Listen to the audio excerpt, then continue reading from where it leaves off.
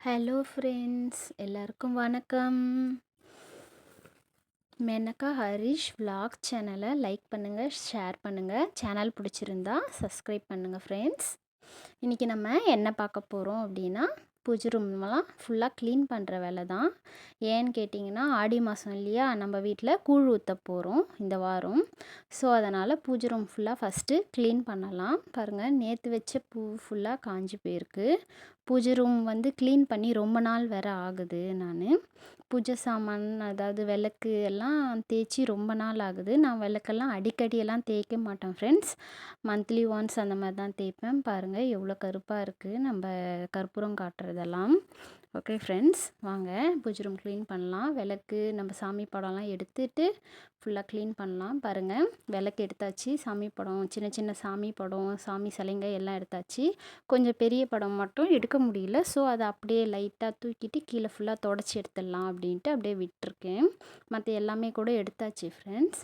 எல்லாமே எடுத்து ரிமூவ் பண்ணி கீழே தான் வச்சுருக்கேன். பூஜை ரூம் கீழே வச்சுட்டு பூஜை ரூம் க்ளீன் பண்ணுறேன். ஃபுல்லாக க்ளீன் பண்ணிவிட்டு அதுக்கப்புறமா ஈர துணி போட்டு மறுபடியும் ஒரு வாட்டி வாஷ் பண்ணியாச்சு. கீழே ஃபுல்லாக தொடச்சாச்சு. என்னென்னா அந்த எண்ணெய் பிசுறு இதெல்லாம் இருக்குது இல்லையா, அதெல்லாம் போகலை. ஸோ அதெல்லாம் வச்சு லைட்டாக ஈர துணி வச்சு க்ளீன் பண்ணிட்டேன்.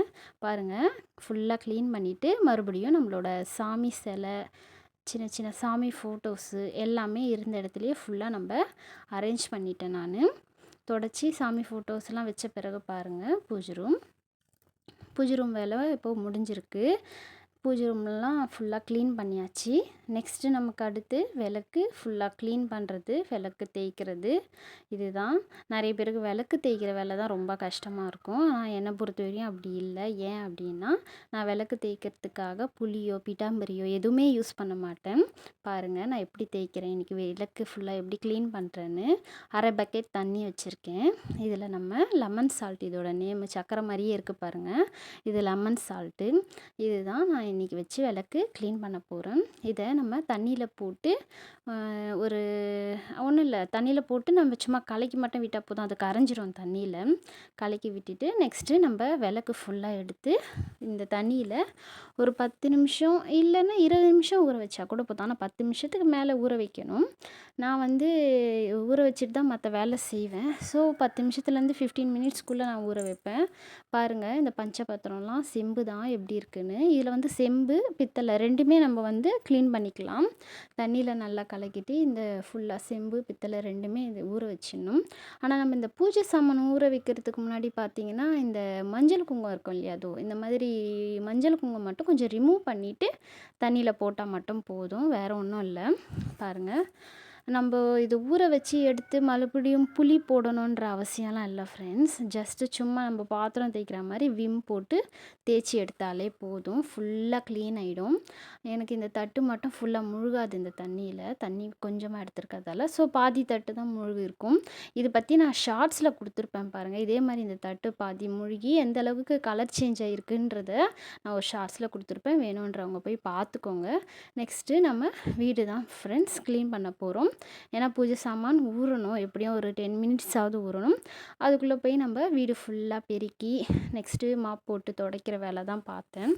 ஃபுல்லாக வீடு எல்லாம் சோஃபா, டைனிங் டேபிள், சேர்ஸ் எல்லாமே இழுத்து ஃபுல்லாக, ஏன்னா அதுக்கு அடியில் சின்ன சின்ன தூசிங்க இதெல்லாம் இருக்கும் இல்லையா, அதனால் ஃபுல்லாக எடுத்து ஃபுல்லாக பெருக்கி மாஃபும் நான் போட்டு விட்டுட்டேன். நீங்கள் இந்த பூஜை சாமானுக்கான அந்த பேர் கேட்டிங்கன்னா லெமன் சால்ட்டு. இது வந்து லாங் வீடியோவாக இருக்கிறதால உங்களுக்கு தெரியாது.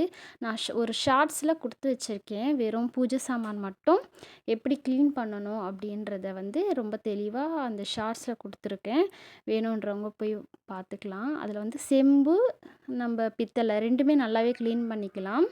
நிறைய பேருக்கு இந்த விஷயம் தெரிஞ்சிருக்கும், நான் சொல்கிறது வந்து தெரியாதவங்களுக்கு மட்டும்தான். ஏன்னா நானும் ஸ்டார்டிங்கில் பூஜை சாமான் க்ளீன் பண்ண ரொம்ப கஷ்டப்பட்டுட்டு இருந்தேன். ரொம்ப கஷ்டமாக இருக்கே புளி போட்டு தேய்க்கிறோமேனு. ஆனால் இப்போ வந்து அந்த கஷ்டமே இல்லை. 10 நிமிஷத்துக்கு அப்புறம் என் வேலையை முடிச்சுட்டு பாருங்கள், பூஜை சாமான்லாம் ஃபுல்லாக க்ளீன் பண்ணி எடுத்தாச்சு. க்ளீன் பண்ணி மஞ்சள் குங்குமம் வச்சாச்சு.